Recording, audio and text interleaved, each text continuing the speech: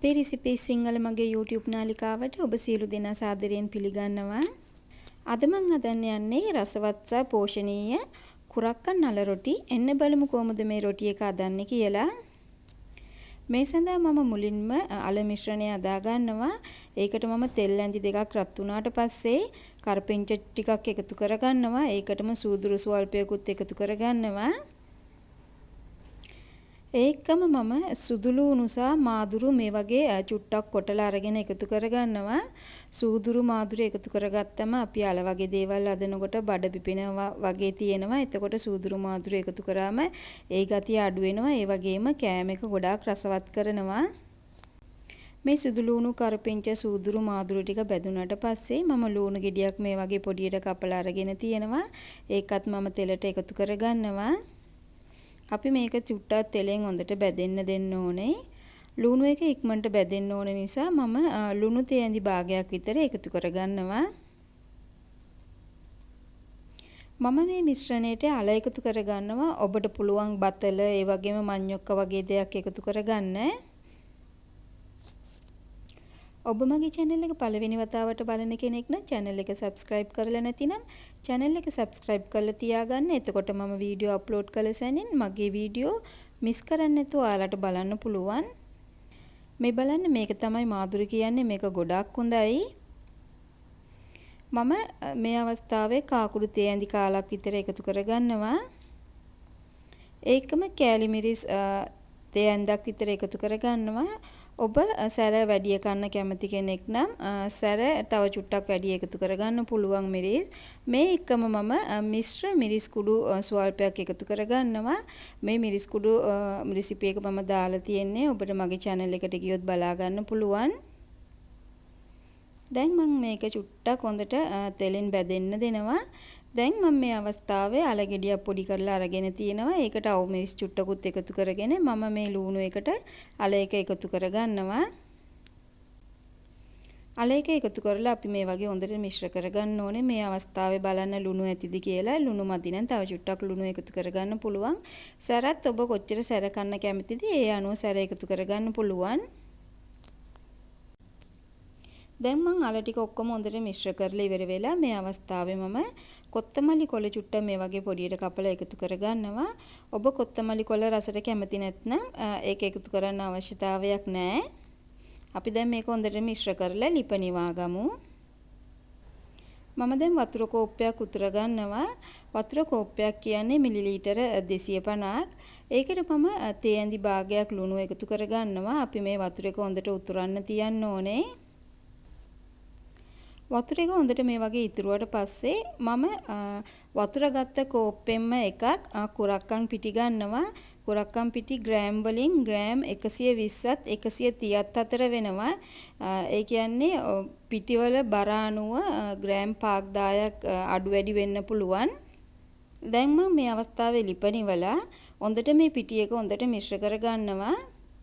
වැඩි වතුර එකතු කරන්න එපා. ඔබට මුලින්ම පේන්නේ වතුර මදි වගේ. ඒ වුණාට මේ පිටි වලට අපි පිටි ටික වතුර එකට එකතු කරපු ගමන් වතුර ටික ඔක්කොම පිටි එකට උනලා තියෙන නිසා අපි මේක මිශ්‍ර කරන්න ඒ වතුර ටික ඔක්කොම පිටි අතරට ගෑවෙනවා. ඒ නිසා ඔබ අදිස්සි වෙලා වතුර එකතු කරගන්න එපා.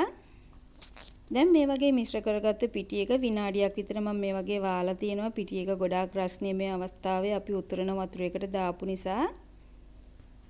දැන් බලන්න පිටි එක චුට්ටක් නිවිලා තියෙන්නේ. මම මේ අවස්ථාවේ පිටි එකට මම අදලා තියාගත්ත අල එක එකතු කරගන්නවා. ඔබට වතුර මදි වගේ තේරෙයි. ඒ වුණාට වතුර එකතු කරගන්න එපා. ඒ කිව්වොත් අල මිශ්‍රණේ වතුර ගතිය තියෙන නිසා අපි අල මිශ්‍රණේත් එකතු කරලා හොඳට මේ පිටි එක අනා ගන්න ඕනේ. එහෙම අනාගනිද්දී වතුර මදි වගේ ඉතුනොත් වතුර ඇඳක් තේ ඇඳ එකතු කරගන්න. එකපාරට වතුර එකතු කරගන්න එපා. ඊට පස්සේ අපි මේ අල මිශ්‍රණය දැම්මට පස්සේ වතුර වැඩි ගතියක් වෙනවා. එතකොට පිටි එක අපිට හරියට රොටි හදා ගන්න බැරි වෙන නිසා මේ වගේ හොඳට අපි අල එක එකතු කරලා පිටි එකයි අල එකයි හොඳට මේ වගේ අනා ගන්න ඕනේ. යම්කිසි හේතුවක් මත වතුර චුට්ටක් වැඩි වගේ තිබුණා නම් ඔබට පුළුවන් මේ අවස්ථාවේ චුට්ටක් කුරක්කන් පිටි අපිට ටික ටික එකතු කරගන්න. දැන් මම පිටි එක අනලා ඉවර වෙලා මේ වගේ තෙල් ඇඳක් උඩින් තවර ගන්නවා. එතකොට මේ පිටි එක අපේ අතට ඇලෙන්නේ නැතුව අපිට ගන්න පුළුවන්. දැන් බලන්න පිටි එක ලෑස්ති. දැන් මම මේ පිටි එක මට අවශ්‍ය ප්‍රමාණයට වෙන් කර ගන්නවා. මේ වගේ පොඩි පොඩි බෝල අදා ගන්නවා. මම රොටිය කොයිතරම් ප්‍රමාණයට අදනවද ඒ ප්‍රමාණයට අනුව මම පිටි වෙන් කර ගන්නවා. මේ වගේ මම පිටි ටික වෙන් කරගත්තා. දැන් මම මේක රොටියක් ආකාරයට රෝල් කරගන්න යන්නේ. මම මේ වගේ පිටි මෝලියක් අරගෙන මම මෙතන තියලා තියෙන්නේ කුරක්කම් පිටි. කුරක්කම් පිටි ටිකක් මේ වගේ තවරගෙන මම මේක රොටියක් ආකාරයට අදා ගන්නවා. යම්කිසි හේතුවක් මත පිටියකට වතුර මදි නම් වතුර තේ ඇඳෙන් චුට්ට එකතු කරලා පිටි එක අනා ගන්න. ඒ වගේම වතුර වැඩි කියලා ඔබට හිතුනොත් පිටි චුට්ට එකතු කරලා පිටි එක අනා ගන්න. එකපාරට වතුර එකතු කරන්නත් එපා. එකපාරට පිටි එකතු කරගන්නත් එපා. එහෙම වුණොත් වතුර වැඩි එකතු කරගත්තොත් පිටි එකට වතුර නැවත වැඩි වෙනවා. එහෙම නැතිනම් ඔබ පිටි වැඩි එකතු කරගත්තොත් පිටි එක ගොඩක් වියලි ගතියක් එනවා. ඒ නිසා චුට්ට එකතු කරලා අනා ගන්න කිසිම ප්‍රශ්නයක් නැහැ. මේක හරිම ලේසියෙන් පිටි එක අපිට අදා ගන්න පුළුවන්. දැන් මම මේ වගේ රොටිය අදාගෙන දැන් මේකේ චුට්ටක් අපිට ලස්සන රවුමක් ගන්න අමාරුයි කුරක්කම් පිටිය අලයි නිසා මේ වගේ භාජනයක් අරගෙන මම මේ වගේ රවුමක් කපා ගන්නවා. එතකොට ඔක්කොම රොටි ටික එක සමාන ලස්සනට රවුමට අපිට ගන්න පුළුවන්. මම තැටියක් රත් වුණාට පස්සේ මේ වගේ අදාගත්ත රොටි ටික තැටියට දා ගන්නවා. මේ තැටියට මට රොටි 3ක් එකපාරට දාලා පුච්ච ගන්න පුළුවන්. එක පැත්තක් තප්පර 15ක් 20ක් පිච්චුණාට පස්සේ මම රොටිය අනිත් පැත්තට අරව ගන්නවා. දැන් මම රොටිය මතට මේ වගේ ගී ටිකක් තවර ගන්නවා. ගී බටර් වගේ දේවල් තවරුවම රොටිය ගොඩාක් රසයි. ගී එක හරි බටර් එක හරි තවර ගන්නකොට චුට්ටක් උණු කරලා ගන්න. එතකොට ඔබට පාසුවෙන් තවර ගන්න පුළුවන් රොටි එක මතට. දැන් මම රොටි එක අනිත් පැත්තට අරව ගන්නවා. ඒ පැත්තටත් මේ වගේ චුට්ටක් විතර ගී තවර ගන්නවා.